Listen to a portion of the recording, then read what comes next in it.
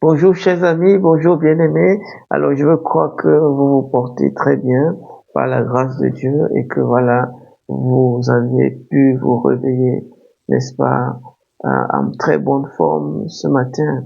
Nous bénissons le Seigneur pour ses bontés, ses compassions qui se sont une fois de plus renouvelées dans nos vies, n'est-ce pas, aussi bien individuelles que communautaires, collectives. Alors pourquoi ne pas, n'est-ce pas, reconnaître et soumettre, n'est-ce pas, notre vie à celui qui est l'auteur du jour, à celui qui est le maître des temps et des circonstances, à celui qui est le Dieu des saisons, le Dieu de toutes les saisons. Seigneur, notre Dieu, nous te bénissons, nous te rendons toute la gloire. Tu es digne de notre adoration, tu es digne de notre reconnaissance, tu es digne de notre gratitude, parce que tout ce que nous avons vient de toi, et c'est par ta grâce, ta bonté, ta compassion que nous avons la vie, que nous pouvons continuer de respirer cet air que nous donne dans la nature que tu as créée. Nous te bénissons, nous te rendons grâce et gloire. Nous voulons te confier, Seigneur, cette journée de mardi 24 juin. Nous prions que ta bonne main nous accompagne. Nous prions que, Seigneur notre Dieu, ton esprit nous conduise. Nous prions que la joie de ton salut soit notre partage tout au long de cette journée au nom de Jésus-Christ. Nous prions, Seigneur notre Dieu, que nous ne soyons pas définis par ce qui va se passer, Seigneur, au dehors tout au long de ce jour, mais que, Seigneur, de l'intérieur, à partir de la vie divine en nous, que nous, oh Seigneur, menions cette vie que tu attends de nous tout au long de ce jour. Nous prions que ton projet bienveillant envers chacun d'entre nous voie le jour. Au nom de Jésus-Christ, nous prions, Père éternel, que tout ce que tu as arrêté par devant toi, comme devant être accompli, c'est notre Dieu tout au long de ce jour, se voit effectivement être accompli, réalisé, Seigneur. Nous prions également contre toute attaque des ténèbres, tous les dards enflammés de l'enfer dressés contre nous. Nous prions au nom de Jésus-Christ qu'ils soient déjoués au nom puissant de Jésus-Christ. Nous les rendons inopérants, nous les rendons inefficaces, nous les rendons et pourtant au nom de Jésus-Christ. Et nous proclamons que seuls les plans de Dieu, que seuls les projets de Dieu, que seule la grâce de Dieu sera notre partage tout au long de ce jour, au nom de Jésus-Christ. Seigneur, nous prions pour que ta sagesse, ton intelligence et la capacité de nous soumettre à ta volonté, à tes principes, Seigneur, nous caractérise tout au long de ce jour. Nous prions que tu nous soutiennes dans toutes nos activités tout au long de ce jour. Soutiens-nous au travail. Soutiens-nous dans notre vie familiale, dans notre vie conjugale, dans notre vie sociale, dans notre vie relationnelle, dans notre vie d'église, dans notre vie ministérielle. Nous prions notre Dieu que ta bonne main et ton esprit, c'est notre Dieu, travaille au moins dans notre personne, au nom puissant de Jésus-Christ. Nous, Seigneur notre Dieu, bénis ta parole ce matin et qu'elle nous fasse du bien, qu'elle réaligne nos cœurs, qu'elle nous invite à intégrer ces éléments de portée lointaine que tu vas placer au devant de nous ce matin. Fais-le au nom de Jésus-Christ. Amen, amen, amen. Alors ce matin, nous allons poursuivre notre méditation dans le livre d'Actes des Apôtres. Donc nous sommes toujours au chapitre 1 et hier nous avons médité le verset 23 et ce matin nous allons pencher notre attention, porter notre regard sur le verset 24 qui suit. Et ce verset 24 dit ceci, je nous ai réservé, n'est-ce pas, 4 versions, juste pour que nous puissions, par la simple lecture, intégrer ou du moins visualiser, n'est-ce pas, la portée de ce verset. La version Louis II dit ceci: puis ils firent cette prière: Seigneur, toi qui connais le cœur de tous, désigne lequel de ces deux tu as choisi. La version Parole de vie dit ceci: les croyants se mettent à prier en disant: Seigneur, tu connais le cœur de tous. Montre-nous lequel de ces deux hommes tu choisis. La version Bible du Semeur dit ceci: et alors l'on fit cette prière: toi, Seigneur, tu connais le cœur de tous les hommes. Montre-nous lequel de ces deux tu as choisi. Et enfin, la version Bible expliquée dit ceci: puis l'assemblée fit cette prière. Ce n'était pas les apôtres seulement qui prièrent, c'était toute l'assemblée. C'était chaque personne, tout le monde, chaque personne incluse qui priait. La prière, ce n'est pas que pour certaines personnes, c'est pour l'ensemble des disciples, l'ensemble des chrétiens.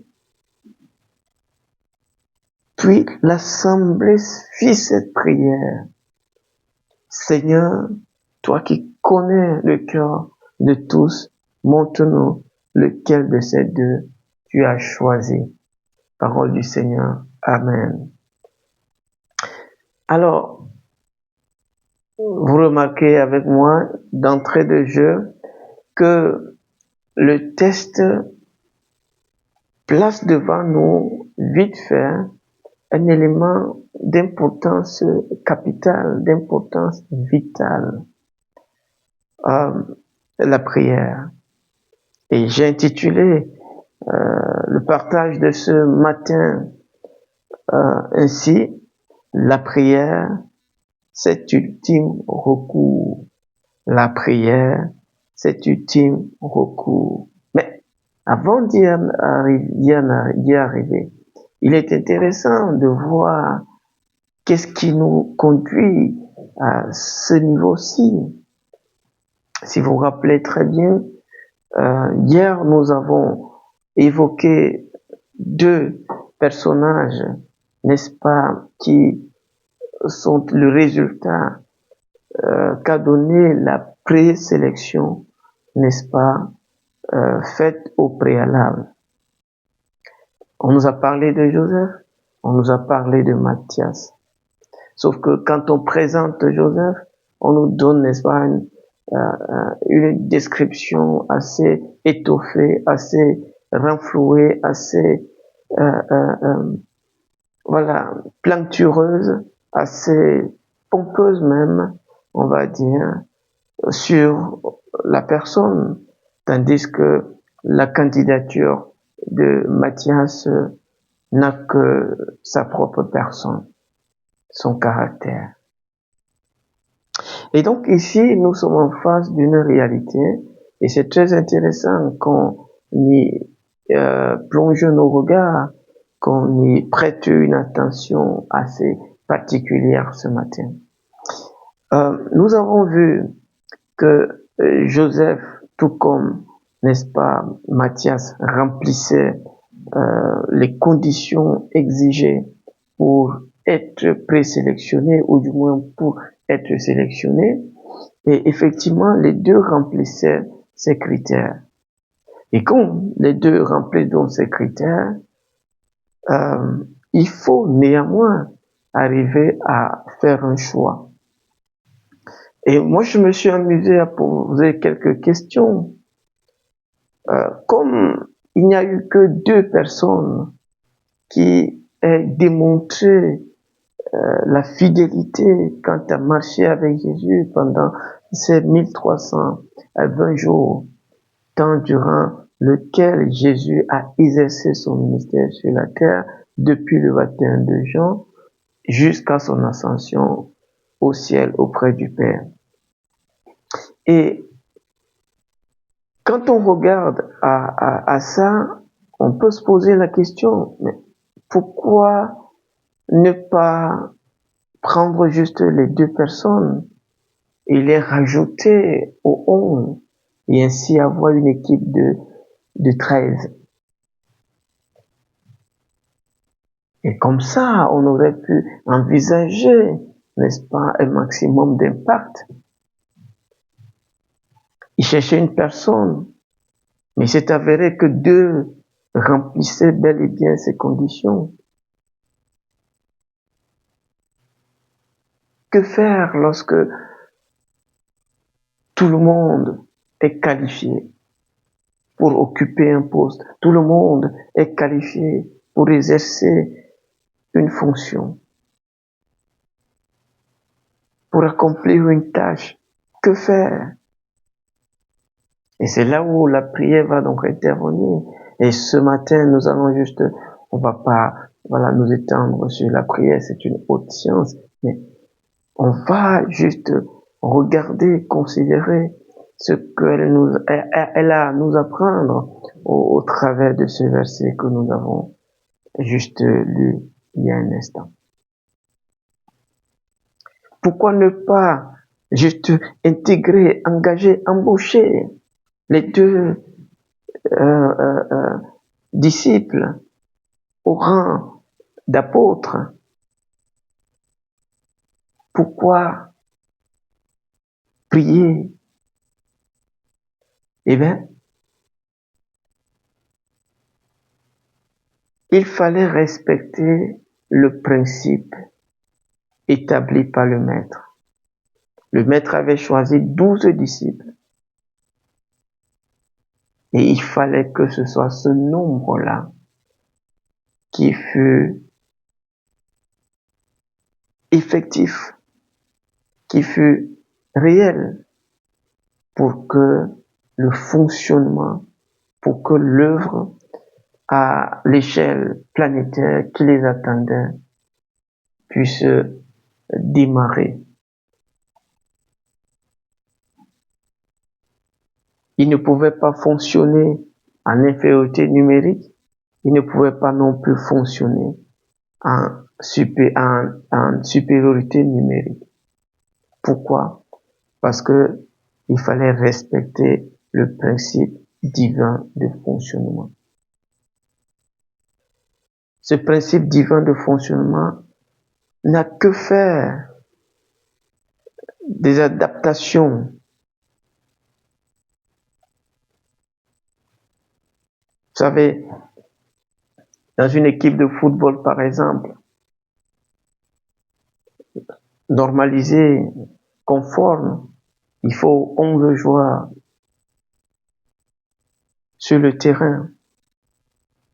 Et parfois, il arrive que parmi ces 11 joueurs, 1, 2 ou 3 se comportent mal à l'encontre de leurs adversaires. Voilà qu'ils sont pénalisés, qu'ils sont sanctionnés et parfois expulsés du terrain. Ils doivent quitter leurs coéquipiers. Jamais on ne les remplace par d'autres joueurs qui sont sur le banc de touche. Pourquoi? Parce que ça, c'est le principe de l'humain. C'est le principe de l'homme. Mais chez Dieu, principe égale principe. Les adaptations dynamiques, ça existe, mais pas sur des principes établis. Et c'est ainsi que l'on peut comprendre cette détermination à trouver une seule personne, que dis-je, la personne la meilleure, qui soit associée aux 11. Il ne pouvait pas fonctionner en 11 parce que ce n'était pas ça que le maître avait établi comme principe de fonctionnement. Il ne pouvait non plus fonctionner en tant qu'étant 13 Parce que 13, bien que supérieur à 12, n'est pas 12.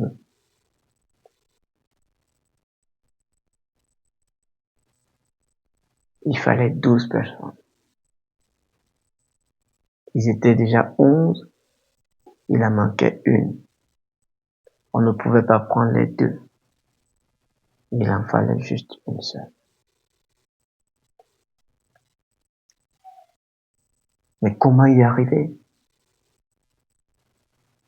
Et c'est là où la prière va donc entrer en jeu.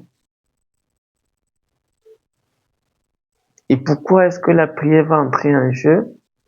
Eh bien, parce que, premièrement, quand on regarde aux deux personnages, on peut comprendre où le choix aurait été facilement porté.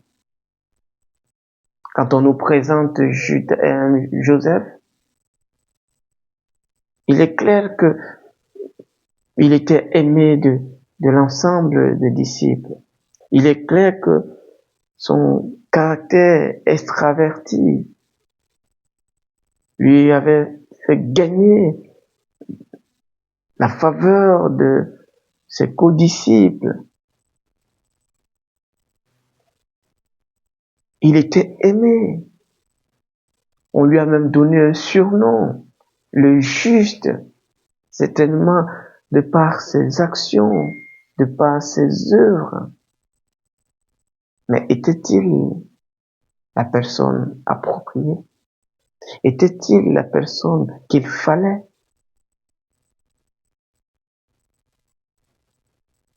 Ils ne le savent pas. Ils auraient pu pencher leur regard sur lui. Parce que, admettons-le, l'homme regarde à l'apparence, mais Dieu connaît les cœurs. Et ses disciples étaient conscients de ce fait. Aussi pour empêcher de se tromper, de se fourvoyer. Ils décidèrent de soumettre le cas devant celui qui va au-delà des apparences, va au-delà des activités extérieures, va au-delà des démonstrations et des exhibitions, n'est-ce pas, qui frappent les regards, mais qui connaît le cœur, qui connaît les secrets du cœur, qui connaît les mobiles du cœur.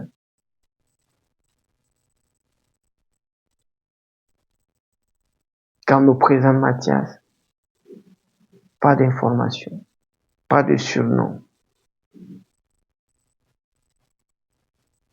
juste le nom, symbolisant ainsi sa simplicité, son humilité, sa force de caractère, sa tempérance, sa sérénité, sa maîtrise de soi, sa belle disposition intérieure. Et Joseph, fidèle, intègre, mais trop emporté. Il aime se faire voir.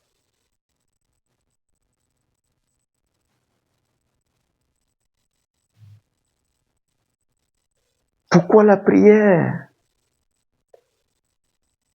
Eh bien, parce que c'est le seul moyen pour éviter de verser dans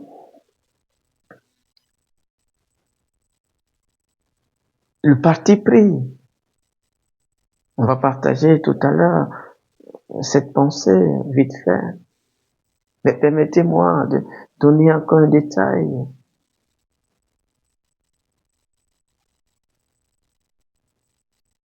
À la question, pourquoi ne pouvait-il pas laisser que les deux disciples fidèles intègres fussent intégrés aux 11. Pourquoi? N'avait-il pas pensé que, en choisissant un et en laissant l'autre, celui qui serait resté en dehors des 12 serait vexé, serait blessé dans son amour propre, pourrait se révolter, pourrait développer de l'amertume,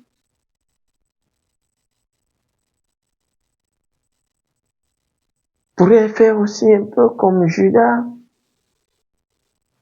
se révolter, jalouser l'autre qui aurait été choisi. N'avait-il pas pensé à cela? Bien sûr qu'ils avaient pensé à cela. Mais ils savaient aussi que quand il s'agit de respecter un principe divin, les émotions, bien qu'importantes, n'ont pas leur place. Devant le principe de Dieu, le sentimentalisme, quoique important, n'a pas de valeur.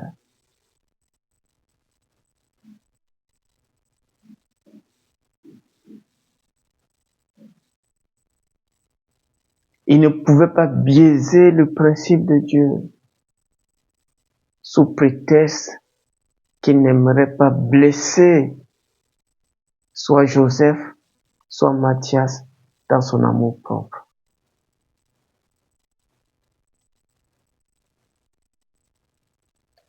Quand on veut faire respecter un principe divin, ne nous laissons pas guider par nos émotions. Laissons-nous diriger par la volonté et la pensée.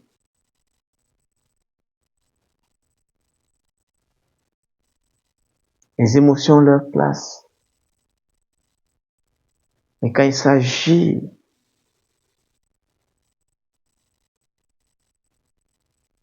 de voir le principe auquel on tient tant être respecté,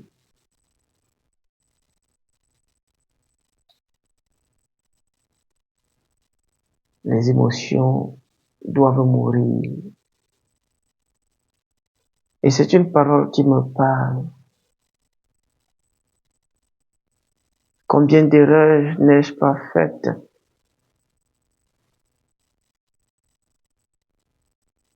au nom du sentimentalisme?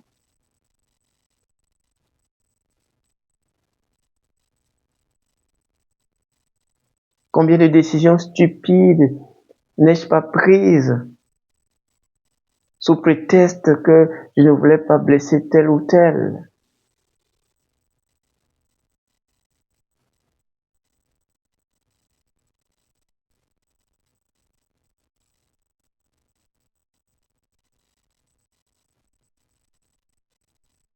Combien de principes de Dieu nous avons trahis, nous avons boycottés au nom des sentiments, au nom des émotions.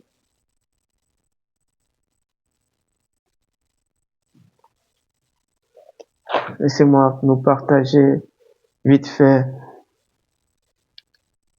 ces quelques principes, n'est-ce pas? Ou du moins, ces quelques acceptions, ces quelques définitions autour de la prière. Parce que c'est de ça qu'il est question dans ce texte. Ils prièrent, ils dirent au Seigneur, ô toi qui connais le cœur de tout homme, révèle-nous lequel de ces deux tu as choisi. La première chose que nous pouvons apprendre de ce texte par rapport à la prière, c'est que la prière nous protège contre le népotisme,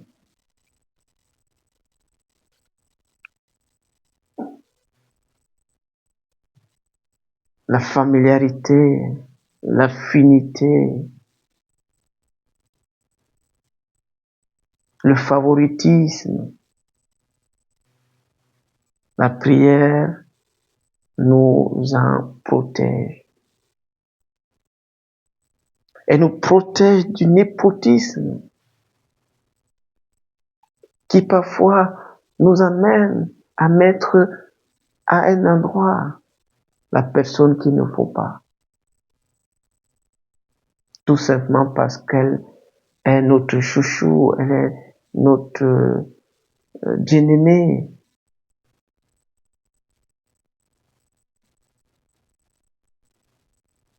La prière, deuxièmement, empêche l'esprit partisan d'être actif là où il ne doit pas. Et comme je l'ai dit tout à l'heure, Joseph avait une cote de popularité assez intéressante, assez importante. S'il fallait rester sur les considérations purement humaines, le choix était fait. Joseph viendrait en premier. Joseph serait associé aux 11. Mais est-ce vraiment lui que Dieu voulait à ce poste? Pour l'instant, nous n'en savons pas. C'est la prière qui nous dira effectivement qui est-ce que Dieu a choisi pour occuper ce poste. Et donc la prière nous protège contre l'esprit partisan. La prière nous protège et nous préserve de faire les choses en prenant parti pour quelqu'un. Troisième pensée ou définition de la prière, c'est que la prière rend justice. En d'autres termes, elle donne à chacun suivant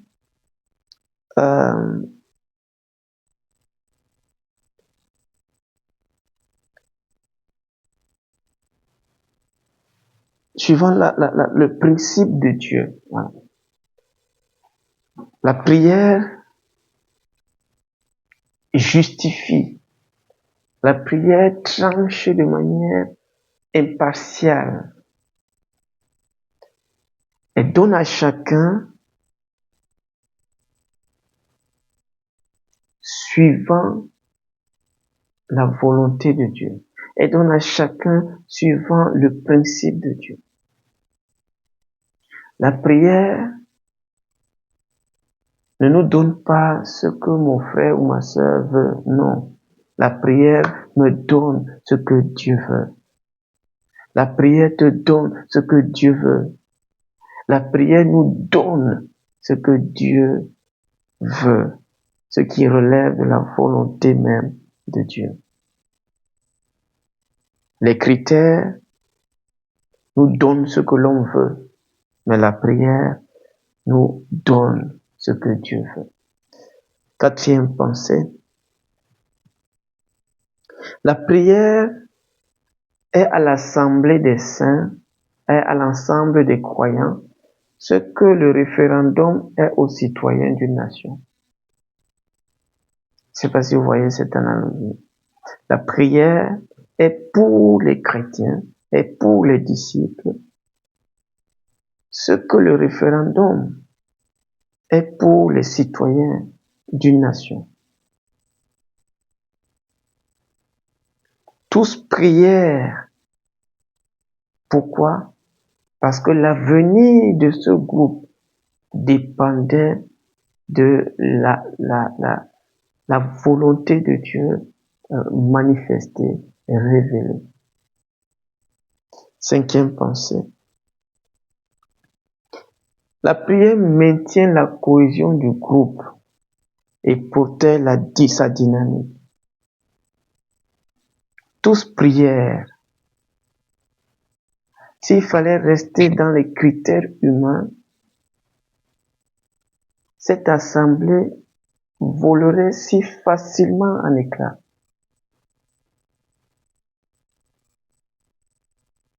Elle se diviserait, elle se déchiqueterait.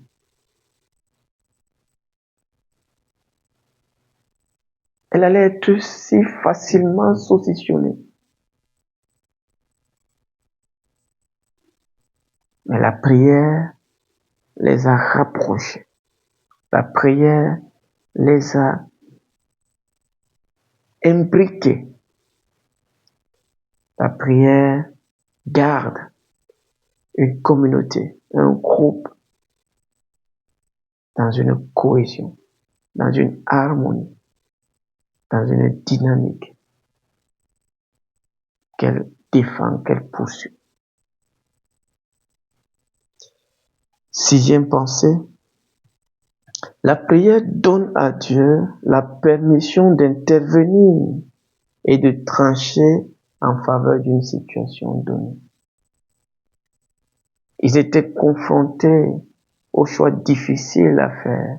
Et comme ils ne voulaient pas quelqu'un juste sur la base de la chair, ils ont réclamé l'aide de Dieu. Ils ont réclamé le soutien de Dieu. Ils ont réclamé la lumière de Dieu. Ils ont réclamé la volonté de Dieu. Et donc la prière, c'est la permission donnée à Dieu d'intervenir sur la terre afin de trancher une situation que l'humain confronte. Septième et dernière pensée. La prière permet à Dieu de révéler son choix, de manifester sa volonté. Et c'est certainement ce que nous allons voir demain. Quelle décision, sur qui le choix va être porté. Prions tous ensemble. Nous te bénissons, nous te rendons grâce, Seigneur, pour cet autre temps de méditation de ta parole. Moment enrichissant, moment si abondant, si intense, mais aussi très interpellatif sur comment nous nous laissons souvent facilement enrober, emporter, entourlouper même par les sentiments, les émotions, quand bien même les émotions sont nécessaires. Mais permets-nous, Seigneur, d'apprendre à situer leurs nécessités et aussi à reconnaître quand elles ne sont pas nécessaires. Nous prions que dans nos prises de décision, que nous sachions recourir à toi, que nous sachions